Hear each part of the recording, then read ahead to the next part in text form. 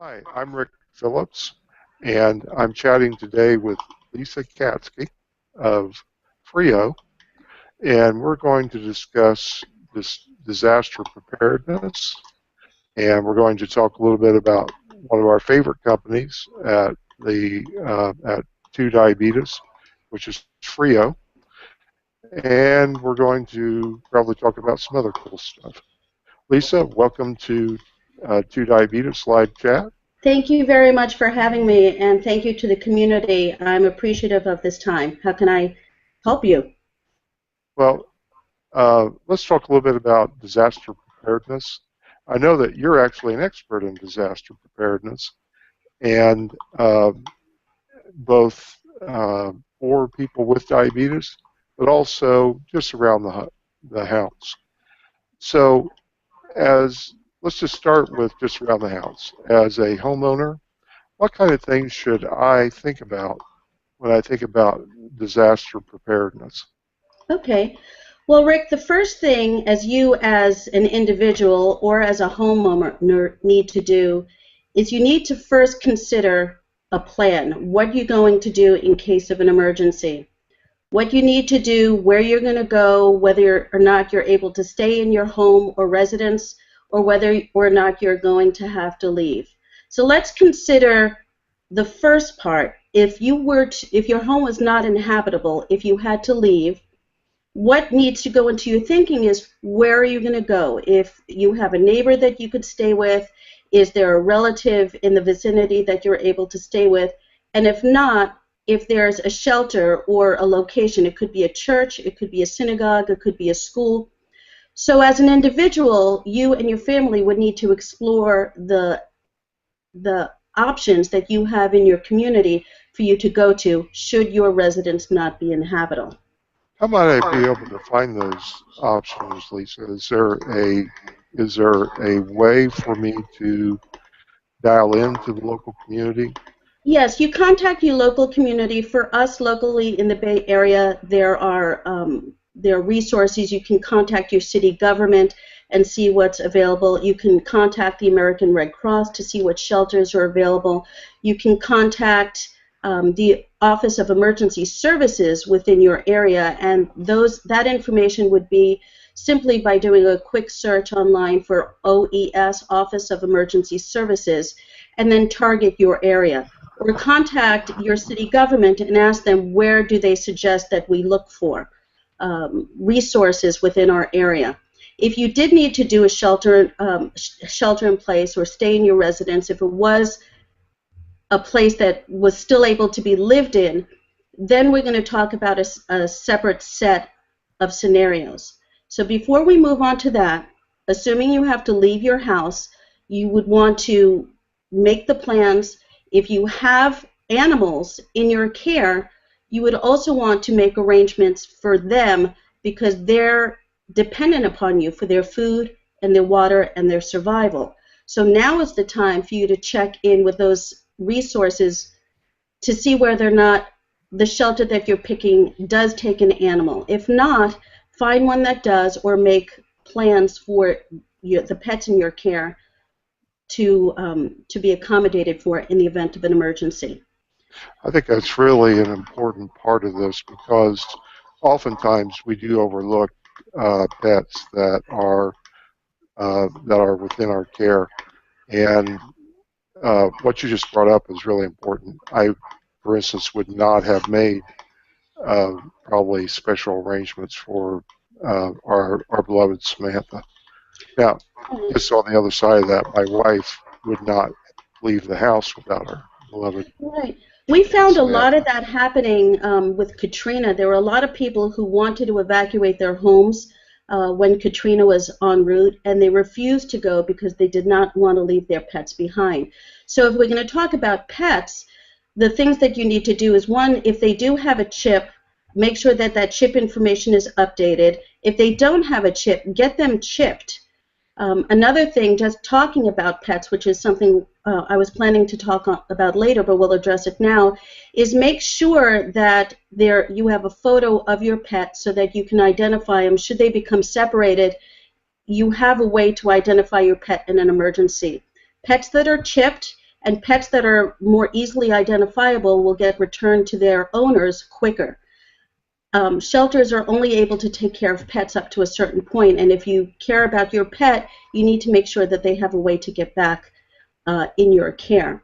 And another thing that's helpful is if your pet is injured in an emergency, perhaps have a note that says that you are willing to stand. You have information and insurance information that is on a sheet of paper, so that if somebody finds your pet, they get to the vet, they're able to treat them so that your pet is not going to suffer unnecessarily before you're able to approve payment. So you would So have to like, work out this relationship. would you tie a, I don't know, a sandwich bag that's sealed onto their collar or something? Is that what you would Well, do? a lot of the chips have information you can identify online, and you can focus on who the vet is. You can put notes in there giving permission to treat. Depending on what agency you have your chip and ID information for. So see what the resources are. You can also put a note in your vet office saying that you authorize treatment of your pet to take care of them in the event of an emergency. And especially for people with diabetes, there are many people who have pets that are there to alert in case of an emergency. If you somehow become separated from your pet, you want to make sure that that pet is cared for, because they are your lifeline day in and day out if you use a pet to alert for high and low blood sugars.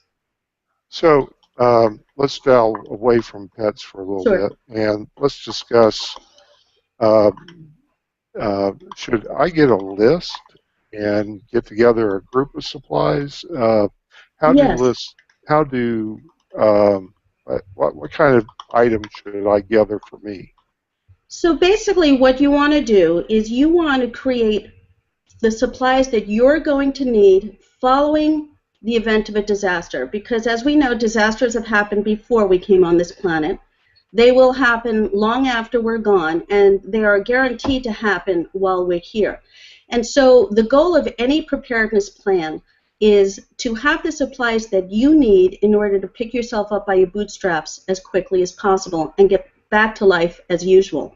So the things that you want to consider are the categories involving your well-being. And a lot of people like to do lists. I'm not a huge fan of lists because lists are good for the person who wrote the list. And if somebody says get one of these and two of those, that's going to work for the person who wrote the list. I like to focus on categories. And what I've put together is a list of categories that you need to consider when putting your supplies together.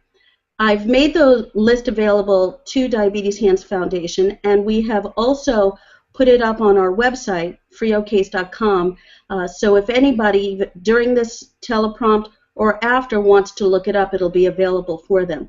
So the categories that you want to consider are food, water, first aid and medication, communication, lighting, shelter and warmth, sanitation, tools, and special needs. And special needs would also take into consideration medication needs. So we kind of cover that a couple of times. And I can go through them section by section and give you a general overview of what you need to put into your kit. But this is a program that you can do a little bit every day. You don't have to get it all done right away. Everybody should be thinking about what it is that they're going to need in order to take care of themselves, assuming the resources that are normally available to us: power, water, food, shopping, gas stations. Assuming all of those resources are disrupted because of the type of emergency that came through, how are we going to manage on our own? How do we take care of ourselves? So let's talk the the one thing that we always think about is medication. Yes. And in particular, many of us use insulin or use insulin pens, or we have uh, medications for type 2. Okay. What kind of things should we think about when we gather those items for an emergency kit? The first thing you need to think about is making sure that you have an adequate supply. I strongly recommend that you have at least, at a minimum, a 2-week supply of medication because this is life-sustaining medication. And whether it's insulin or oral medications, whatever it is that you need to keep yourself alive, have at least a 2-week supply. If you're able to have a larger supply, that's better. So at least you have that amount of time to get to a new source. So having enough supply is one thing. Secondly, you want to make sure that you have a prescription, a current prescription from your physician that you can keep, and a list of medications that you take, including the dosage and the frequency, as well as the prescribing doctor, so that you have a record of this. So if you have to go from your town in Maintown, USA, to an obscure town, USA, you'll at least be able to have that information to establish yourself in that area. If we're talking about insulin, insulin has a whole nother life to itself, and that is because it needs to be refrigerated for long-term storage. So anything past one month does need to be refrigerated. However, a lot of people who use insulin, some are, some aren't, under the misconception that it must be refrigerated at all times. And that's not correct. Insulin can remain at or below room temperature for up to a month. Depending on the brand of insulin is dependent about how long that month is. For example, Levemir is 42 days. Most of the others are either 28 up to 31 days. So you can keep your medication at room temperature for up to a month, but the other part of it is it cannot get over 86 degrees. So let's assume an emergency happens where we live in earthquake country and we live in Northern California. During the summer, it can easily get over 86 degrees here. So we need to have a way to keep our insulin at or below room temperature, even when there's no power, no air conditioning, no refrigeration, and we don't know whether it'll be days, weeks, or months that the power will be out. And so the way that we can do that is with a product, an evaporative cooler, which is the Frio insulin cooling case. And the beauty of it is that it activates with water, so it activates in minutes. So even if you had to grab a kit and run, grab your medication and run to get out of your residence, you could activate it on your way and have your medication safe within minutes. So, well, let's talk about the Frio for a little bit. It's a favorite in our community. I learned about Frio from people in our community, and I assume they probably learned about it from others in our community. And it's just a product that we have really come to rely on. And I think that as people use it, they find the simplistic beauty of it just to be overwhelming. So can you talk a little bit about the Frio, what it does, how it works, how you activate it, that sort of thing? Sure. The Frio is an evaporative cooler. It gets its cooling properties from water, and it does not rely on ice packs or refrigeration to keep your medication cool. It is not a refrigerator, and it is not a refrigerator substitute. What you get when you get a Frio is you get two pieces. You get an outer carrying case that is made out of a material called cambrel, which was originally designed as a shoe lining to pull moisture away from the feet. It's being used in this instance to pull water from the inside active chamber to promote the evaporation process, and it is also there to keep your belongings dry. The inner chamber, which is the workhorse of the Frio, is a pouch that is filled with gel crystals. You're going to take that pouch and soak it in water for a period of time, depending on the size, anywhere from 8 to 15 minutes. And the gel crystals are going to act as a frog, absorbing water, and it puffs up, for lack of a better description. Then after you're done, you pull it out of the water, you give it a quick pat dry, and within just a couple of minutes, it really looks as if it's dry to the touch, but it's starting the process of evaporation. Your medication goes into the center, that goes into the outer carrying case, And over the next 2 days, as water evaporates, it is pulling heat away from the center and away from your medication. It basically operates as a swamp cooler. It operates in the same way as we do as human beings. That's why we sweat. When we sweat, water comes on our brow and it evaporates us away, leaving us cooler.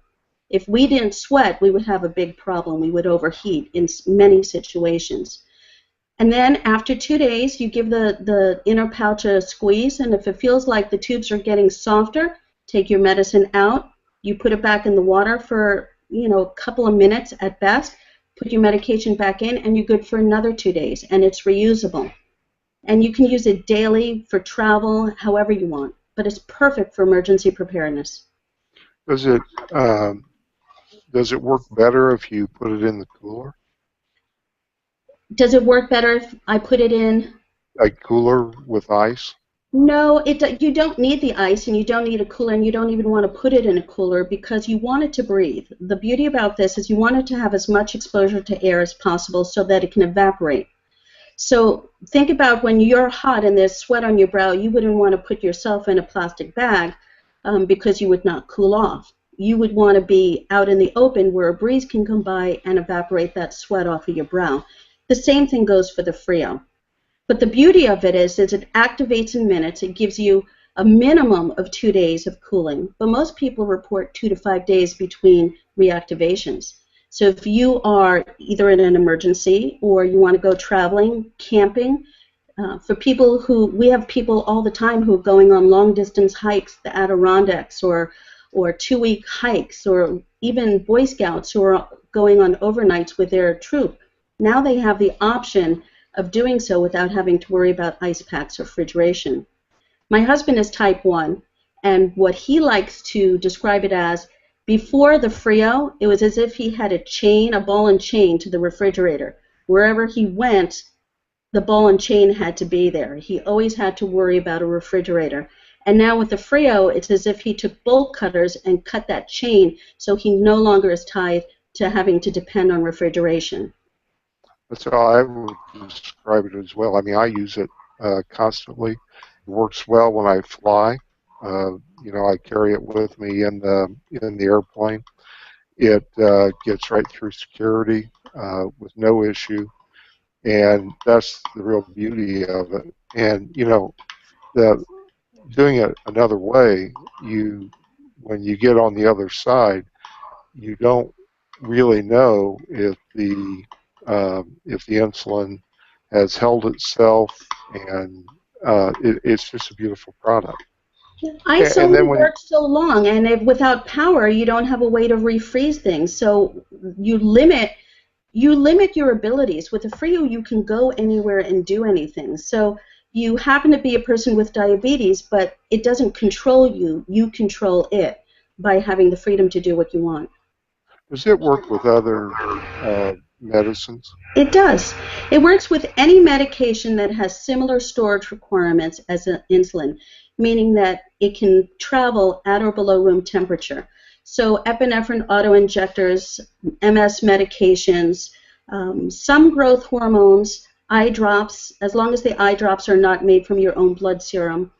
Basically, anything that has to be shaken, stirred, poured, or swallowed cannot get over 86. There are a few medications that do require to be kept at refrigerator temperature, but the majority of medications do not.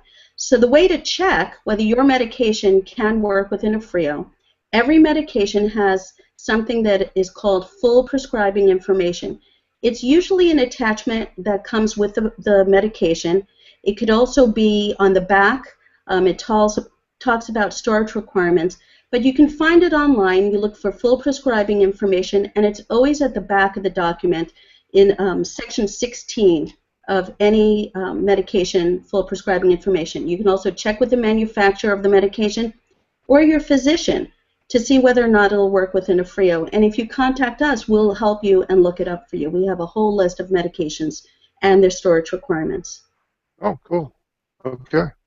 So what sizes do Frios come in? I know I have, I think, a medium, and I can put 3 or 4 vials of insulin in it. It sounds like Uh, you have a small. I have a couple here. I don't know if you can okay. see this. Can you see this? This is a mini, Uh-huh. and this holds one vial.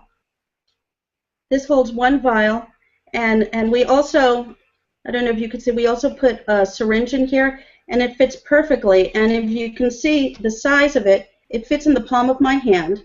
This is my husband's medication, and he carries this in his pant pocket, and it's with him at all times. So he uses a continuous glucose monitor and his Frio so he doesn't use a pump, but he doesn't mind giving himself shots. But the medication is with him at all times, so he has much better control.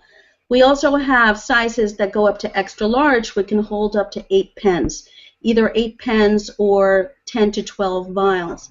So we have sizes that go from vials to pens, any combination, and we also have one that is for pump users that can be used in any number of ways. For pump users, here we go. We have it, you can either put your pump inside. There's a waterproof liner for people who want to keep it cool. There's a waterproof liner that I'll show you. This goes over the pump, so you put the pump in here. And then we have the active chamber. This is the part that would soak in water. And there's Velcro on the back that attaches to the outer carrying case. And that means once it's in there, you can put your pump in there and put the tubing in, and it gives it a place for the tubing. And the best part is on the back, there's a belt loop, so you can put it Oh, onto your belt. And so you could either put your pump in here, or you could put 2 vials. And another thing that it's good for, if you didn't carry insulin, is you could actually put an asthma inhaler in here as well. So things like asthma medications are also have storage requirements, cannot get over 86 degrees.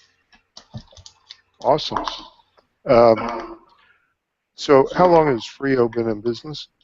Frio, we have been working with the Frio for well over a dozen years. We are the U.S. master distributor for Frio. It's a product that was invented in Wales.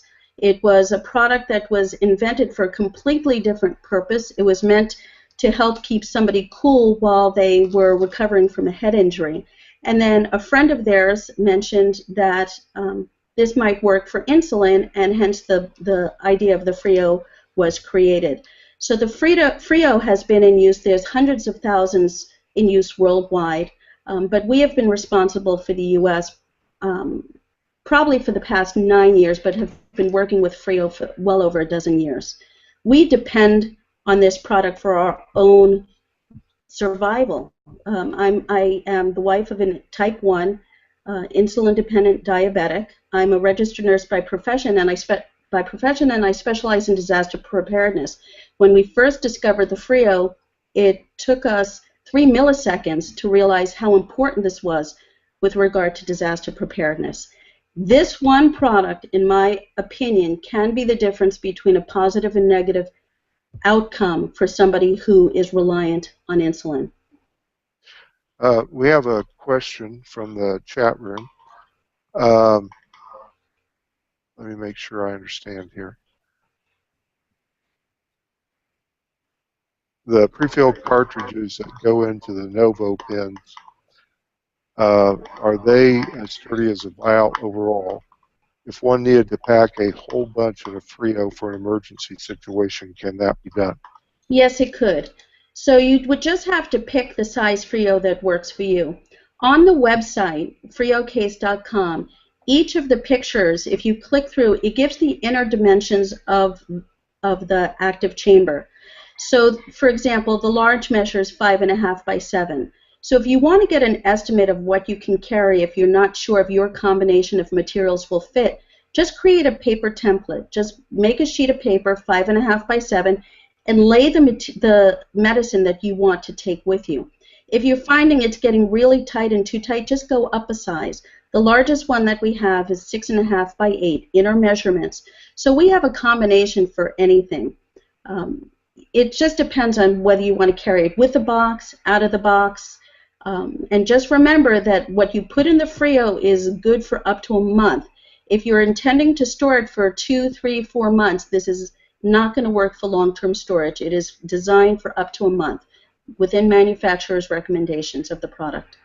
So long as you continue to put in water Correct. when it evaporates. Every couple days, correct. Right, You don't right. want it to dry out. It has to evaporate. And have you tested it with Novo pens? Yes, they fit beautifully. So, for example, our individual will fit 1 pen, the duo will fit 2 pens, the large will fit 4 pens, and sometimes people can get 5 in there, and the extra large will fit 8 pens. Okay. A question about disaster preparedness. Hmm. How do medical facilities store records during an emergency, and how easy might they be to access um, during an emergency situation? So that's an excellent question. So thank you to your listener for putting that out there. Hospitals, a lot of them are digital, so it just is going to depend on how readily they're going to have access to their servers, where their servers are, how ready they can access it.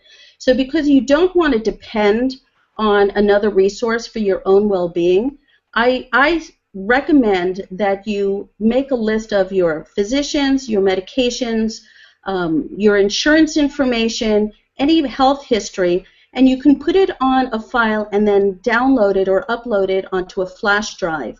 You can even email it to yourself on your phone. With a flash drive, as long as you get access to a computer, you have access to it, you can show that information. If you email it to yourself, you have to wait until internet service is back up for you to access it. But this way you're not dependent on whether or not where you are in line, whether or not your physician made it through the event, whether or not their office is and remember, in an emergency, and we're talking a major disaster, when it could be, you figure 15 to 20% of the population could be experiencing an injury. If you're not severely injured, it's going to be a long time until you're seen. They're going to reserve the immediate treatment for people who are not breathing properly, or severe bleeding, or head injuries. So if you're just having issues with your insulin, unless it's a major life crisis, it's going to have to wait. So depend on yourself by preparing your emergency information, putting it on a flash drive. If you want to do hard copies, you can as a backup. But now a lot of us operate on digital, so a flash drive is a wonderful way to upload that information. Yeah, the way records are stored, aren't they digital records? Aren't they primarily stored in large data warehouses away from uh, the structure itself? I know with school records, um, when I worked at a school, we stored them in 3 different places, and we also stored other communities' records in our server farm. So we might store records from California, but California would store our records. Right, So we bounced them. I, I know that our school records were actually stored in Tokyo, right, but and and that we would work. stored their records in our server farm. So Correct, and so hopefully recovery of that information would be available, but how do you gain access to that without going to the physician that server is linked with? So you may not get access to that physician, you may not get access to that hospital. Eventually you will, right, but in the immediate hours and days after disaster, you're going to have to be self-reliant. The fact is, after a disaster, the resources that are available to each of us are going to be overwhelmed. There's, as much as we think we have a lot of police and fire and all that within our community, when we're talking 15 to 20% of the population likely to sustain an injury, plus all the other ramifications, fire, leaks, disasters, you need to understand that it's going to be a long while before recovering all that information is available. So we want to be as self-sufficient as possible. That is why we need to prepare a kit. And a part of that is the information of keeping informed is having your information, your allergies, your medication needs, your health history, so that you can control access to it. So put it onto a flash drive or have hard copies if you're not technically savvy, and have that information available when you need it. Yeah. I personally carry on my keychain a little, um, a little SD card that that fits directly on the keychain. I keep it in my pocket. It's got all my medication and all Yes, that stuff on it, excellent. and it just, I mean, it just flows with me. And I think that for me at least, that's the key is to have Yes. information that flows with me, as opposed to information I get separated from. I agree with you, and that's an excellent thing that you're doing. One other thing is to make sure that you wear identifiable, a way to identify yourself as having a medication need. For example, if you have diabetes, having a medical ID that you can either wear around your neck or around your wrist, so that if you are found, God forbid, unconscious and cannot speak for yourself, the ID that you have on you can speak volumes and it can get you help quicker. Because when seconds count, it makes a difference. If somebody's unconscious because of a low blood sugar, it simplifies the route of how do we take care of them and what can we look for as for the cause of this issue. So have medical ID on you. Everyone should. Little children and adults. Even if you can say, oh, everybody knows that I have diabetes, well, maybe you're on vacation and not everybody there knows you. So let's think about the college student who Yes. might be away at college. I know that one of the people in our chat room is a college student. What type of items should she think about leaving her dorm room with if there were an emergency? So if there was an emergency, first of all, personal things, the things you love to have, those are going to need to stay behind. You need to take the crucial things with you. So what you want to do is you want to have at least a 3-day kit at a very minimum of food. And when we're talking about people with diabetes, you have to remember that food is going to vary as far as your needs. If you're under a lot of stress, your sugars are going to be affected by that. So that might adjust how much medication you need or how much food you need in order to keep yourself balanced. But you want to have food that you like to eat, and it could be simply if you have a car at college and you're lucky to have a car at college, you can keep supplies in the trunk of your car, canned food, packaged food, dried food. There are food bars that are out there and food that has a 5-year all the way up to a 25-year shelf life. If you don't want to do that, then there's food that you can package. Everything you can get in the store has a shelf life on it. So learn what the shelf life is, pack what you like, and if you do have cans, then pack a can opener. You want to be able to feed yourself for a minimum of 3 days, more if you can do so. Water is going to be crucial. We will survive much longer without food than we will without water. And if it's hot, that's going to be a huge issue. So if you want bottled water, that's fine. There's packaged water that's anywhere between a 5-year to a 50-year shelf life, depending on what you want to bring. And when we're talking water, the American Red Cross recommends at least a gallon of water per person per day. Half of that is for drinking, and half of that is for sanitation and cleaning and other needs like that. And then you want to talk about first aid supplies, because as you're heading out, you don't know what's going to befall you. Have a way to take care of some of the injuries. It doesn't have to be a suitcase full, but something to handle some minor injuries. Bandages, gauze wraps, non-latex gloves would be great in case you're helping a friend who's injured. Medical supplies like that to take care of yourself. You must bring your medicine with you if you are insulin dependent. Anything that is life-sustaining. It can be anti-anxiety meds, cardiac meds, anti-seizure, if you're on blood thinners. All of those need to go with you. And again, the longer you have of medication with you, in other words, have at least a 10-day supply, so at least you have 10 days worth of medication to get to a new source. If you can't do 10 days, do the best you can. And then the other things like a place to sleep, it could be a sleeping bag, a blanket, and you can keep a lot of these in your car. If you're a college student, you might have a locker that you can keep things in. You might have a friend in the local area that you can store these with. Or maybe you can make an arrangement with somebody out of the area, which is always recommended if you can get to that person. Then you can store supplies there. But I know it's a concern for moms when they send, and dads, when they send their kids away to college, especially when they're on insulin. How are they going to do this? As parents, we worry about our kids. I have children currently in college and two that have gone through.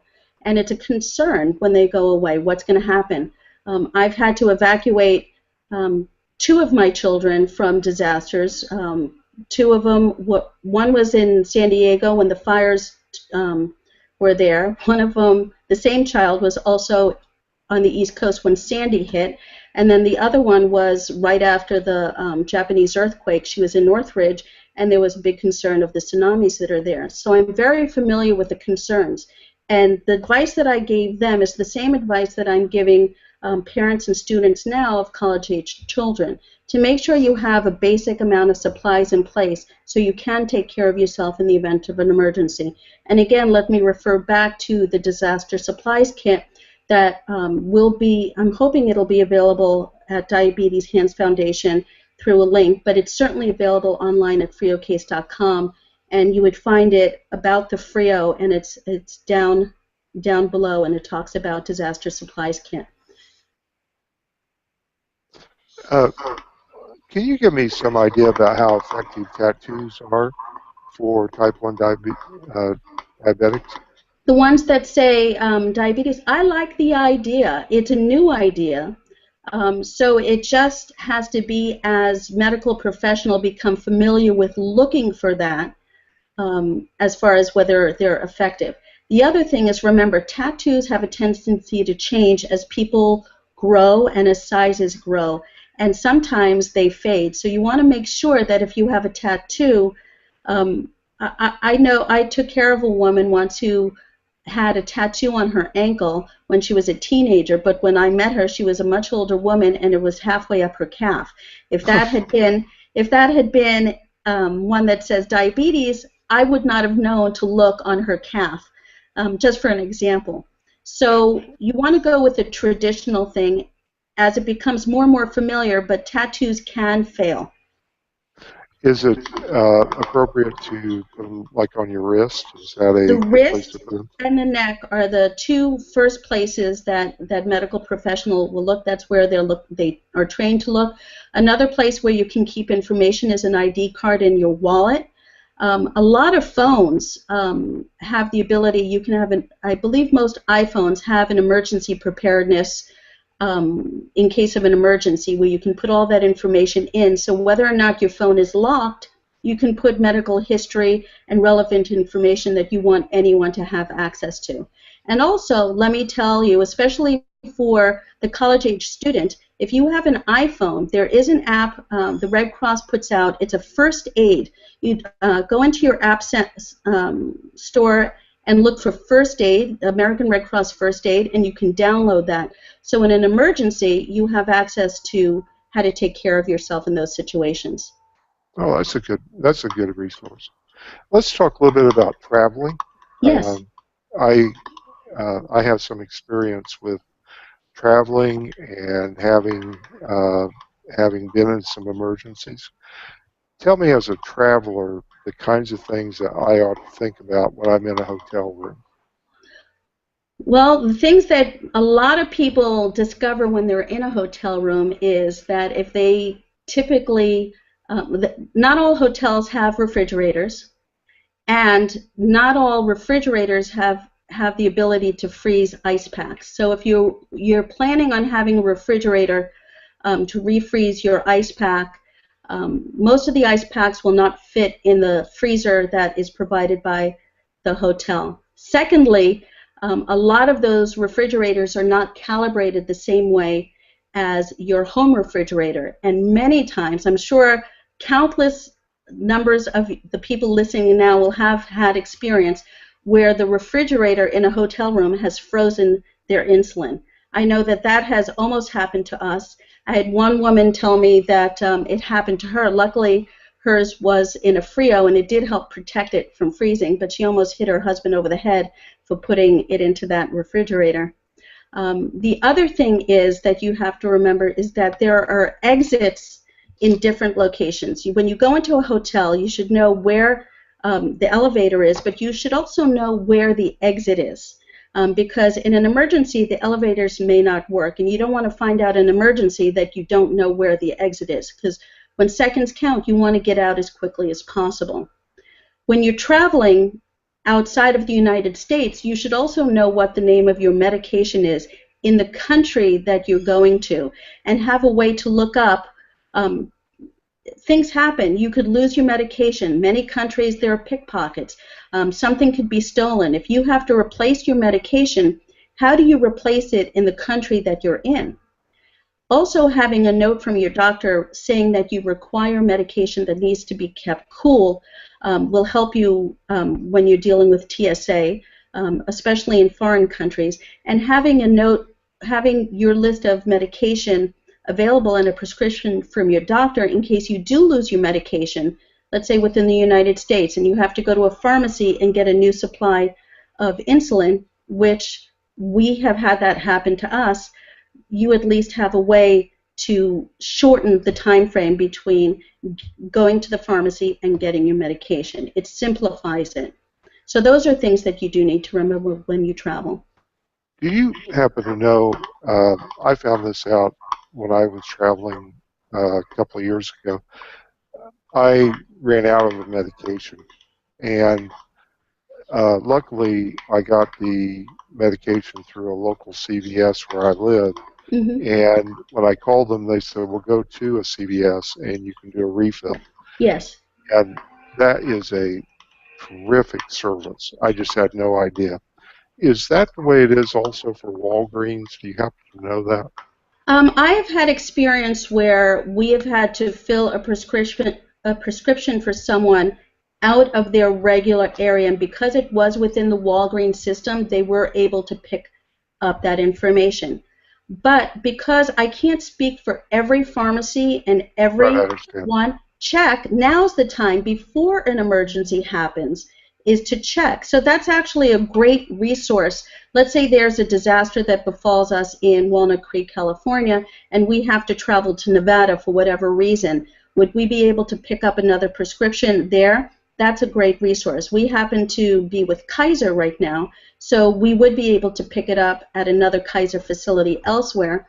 I would imagine it would be the same for the major chain stores like CVS, Walgreens, Duane Reade on the East Coast, Kroger's, I believe, as well. But check with your pharmacist as well. Yeah, I just had absolutely no idea that I could fill a CVS prescription, a local prescription in Florida when I was down there, and oh my goodness, it was such a blessing. It is, but not every chain store has Right, I has understand. offices. I mean, I believe it's like Utah, or there's some states that don't have CVS, and some states that don't have Walgreens. So you need to know the resources that you have available.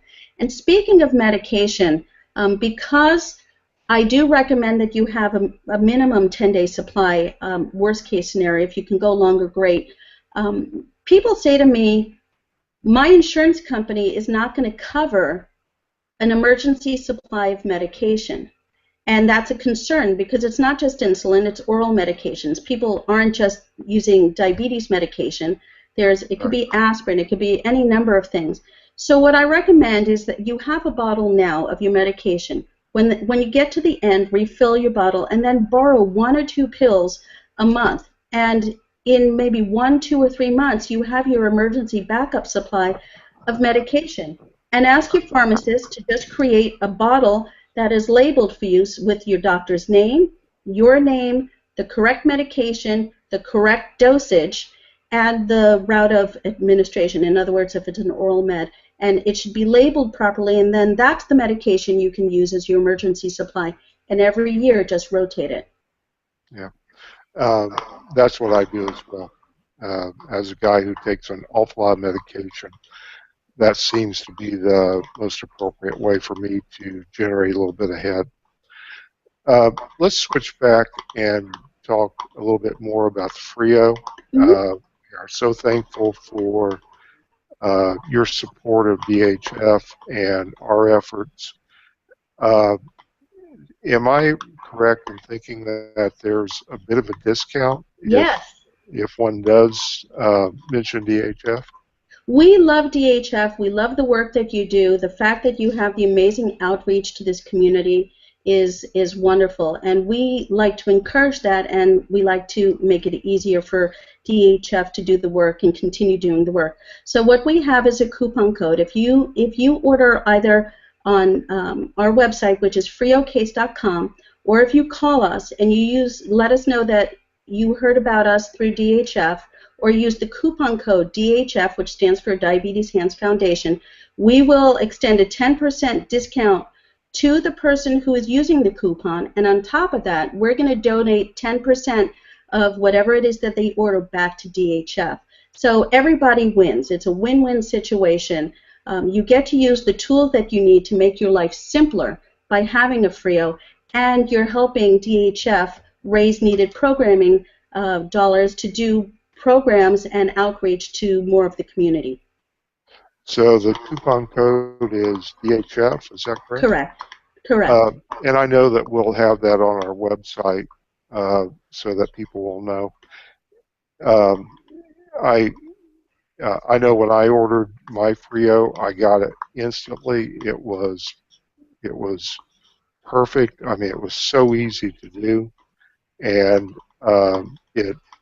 it's just one of my essential items that I carry whenever I travel, and it has really simplified my life, and I am so appreciative of it. Thank you. I'm also appreciative of the fact that you joined us today. It is such a pleasure to talk with you, to meet you just before we came on the air. And I am so appreciative of everything that your company does for Diabetes Hands Foundation. And if you would extend that appreciation to your husband as well, thank you. We would be that would please us a great deal. Well, we love you guys, and we want to be available to you even after this telecast. Our phone number is on the website. You can call us pretty much anytime. You know, we will pick up. If we're awake, we will pick up the phone. We're here as a resource. So if you have questions about what size you need, what to put inside, whether things work, we provide customer service well past the use of the Frio. So just make use of us. If you have questions about disaster preparedness, you can reach out to me as well. I'll be happy to help you in any way possible. I know that folks in our chat room are just abuzz about Frio. They are saying what I know, and that is that it's an amazing product. It has really benefited them personally, and it's one of those tiny little secrets that you just, when you find out about it, you just think, oh my goodness, that is amazing. And it just works so well. It changes lives. It frees you. It gives you the convenience of living with diabetes. It gives you the freedom to do anything that you want to do, and it gives you peace of mind in an emergency. It's so simple. It just makes life simpler, and that's why we love what we do. Well, thank you again for joining us today. I hope you'll come back. We are. This is your first time back in some time, and every time we have you back, people are just abuzz about the product and about your company, and it's just really a blessing. Thank you so much. We would love to come back. You let us know what questions you have. We are always here to help you. It's a team. We're all in this together, and that's what's really nice. So thank you very much for having us. Please thank Cynthia as well. Anytime. Big hug for safety, and thank you for bringing this to our forefront today. My pleasure. Thank you. Take care. You too.